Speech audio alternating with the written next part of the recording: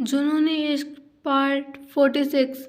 मनिका के दिल की धड़कन तेज हो गई। उसकी प्यास अब उसके प्यार से टकरा रही थी। उसकी आंखें हल्की लाल होने लगी, लेकिन वो खुद को रोक रही थी। उसके होंठ कांपे। आरव, तुम नहीं समझते, ये फैसला आसान नहीं है। लेकिन आरव ने उसकी आंखों में झांककर कहा, तुम मेरी हो मनिका, और मैं तुम्हारा, फिर चाहे ये दुनिया किसी भी जात की क्यों न बने। मनिका की आंखों में आंसू आ गए। उसके होंठ आरव की गर्दन के करीब आए। वो पल जो उनके प्यार की अमरता की कसक और कसमें साथ लाया था, लेकिन उसका दिल कांप उठा। कहीं उसका प्यार ही उसे वो इंसान न बना दे जिससे वो डरती थी। मनिका की आंखें कांप उठी। उसके सामने आरव खड़ा था, अपनी गर्दन आगे किए, बिल्कुल तैयार, बिल्कुल समर्पित। उसकी आंखों में डर नहीं, बस प्यार था। एक ऐसी मोहब्बत जो हदों को पार कर रूह में उतर जाना चाहती थी।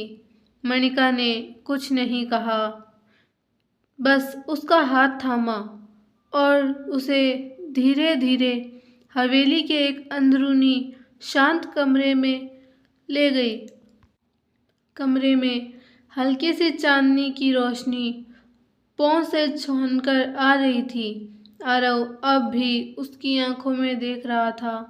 वो कुछ बोलने ही वाला था कि मनिका ने अपनी उंगलियों को उसके होठों पर रख दिया। श्श, कुछ मत कहो।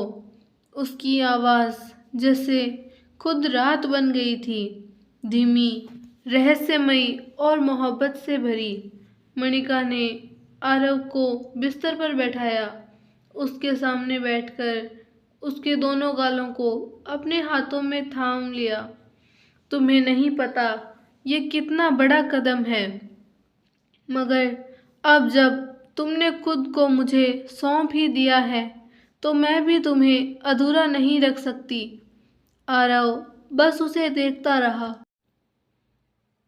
उसके चेहरे की वो नर्म सी तड़प, उसके होठों की कांपती मासूमियत, और फिर मनिका ने अपने होठ उसके गले के पास लाकर एक हल्का सा स्पर्श किया। ना दरिंदगी थी, ना भूख, बस प्यार था। धीरे से उसके नुकीले दांत उसके गले की नाजुक चमड़ी में धंसे, और उसी पल एक हल्का सा दर्द, फिर एक गर्माहट, और फिर उसके खून की एक पहली बूंद मनिका की रूह तक उतर गई। वो ये नहीं भूली कि वो इंसान है, और उसका प्यार, वो उसे कभी किसी दर्द में नहीं देखना चाहती थी। उसने बहुत धीरे से बस उतना ही लिया जितना उसे आरव को अपने जैसा बनाने के लिए काफ़ी था। और फिर वो लम्हा जिसमें दो रूहें, दो शरीर, दो नस्लें एक हो गई। वहीं दूसरी ओर बेड की मुलायम चादरों पर वो दो जिस्म जैसे एक ही धड़कन बन चुके थे। रुद्र बिना रुके अद्विका के होठों पर अपने होठ रखे जा रहा था। हर किस उसके जुनून को बयां कर रहा था। अद्विका की आंखें, सांसें बेकाबू थी, और हर आह उसके अंदर उठते तूफान की गवाही दे रही थी। उसने उसकी गर्दन पर अपने होठ रखे तो अद्विका की कमर एक हल्के झटके से ऊपर उठ गई। रुद्र, वो धीमे से सिसकी, मानो एक सजा और इनाम के बीच झूल रही हो। रुद्र की उंगलियां उसके बालों में उलझी थीं, और आंखें बस उसे ही देख रही थीं, जैसे ये रात सिर्फ उनकी हो और पूरी दुनिया बस रुक गई हो। दूसरी ओर कमरे की रोशनी हल्की सी थी, पर वक्त की रफ्तार जैसे थम गई थी। विराट ने रितिका को अपनी बाहों में कैद कर रखा था, जैसे वो उसका नहीं, कोई तिजोरी हो जिसे वो कभी किसी और के हवाले नहीं करेगा। हर सांस के साथ वो उसे अपने और करीब खींचता जा रहा था। हर पल जैसे उनके बीच की दूरी को निगलता जा रहा था। रितिका की आंखें आधी मूंदी थी, बदन गर्म और कांपता हुआ, और विराट वो उसके अंदर समा रहा था, धीरे धीरे लेकिन पूरी ताकत और हक से, जैसे वो ये साबित करना चाहता हो कि रितिका की सांसें लड़खड़ाई, होठों से एक धीमी सिसकी फिसली, पर विराट रुका नहीं।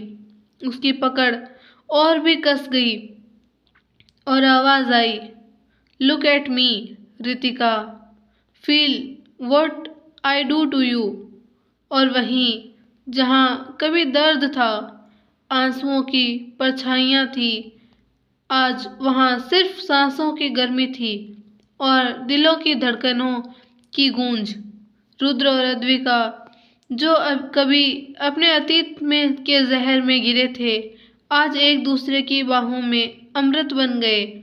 विराट और रितिका, जिनकी कहानी खून से शुरू हुई थी, अब मोहब्बत की रूहानी मिट्टी में खिल उठी। और आरव और मणिका, जिन्होंने समय और तकदीर से लड़कर अपने इश्क की तकदीर खुद लिखी। तीनों जोड़े हर मुश्किल, हर जख्म, हर साजिश से होकर गुजरे, मगर हार नहीं मानी। इन्हें अलग करने वाला वक्त हार गया और इनका प्यार फतेह पा गया। जुनूनी इश्क, जहां अंधेरे में भी इश्क ने अपना रास्ता ढूंढ लिया। और इसी के साथ हमारी ये कहानी यहीं ख़त्म होती है। और ऐसी ही नई कहानियों के लिए हमारे चैनल को सब्सक्राइब करना ना भूलें। और अगर आपको वीडियो पसंद आई हो तो वीडियो को लाइक एंड शेयर ज़रूर करें और बेल आइकन नोटिफिकेशन को ऑल पर सिलेक्ट कर दें, ताकि हमारे सारे वीडियोज़ की नोटिफिकेशंस आप तक मिलती रहे। धन्यवाद।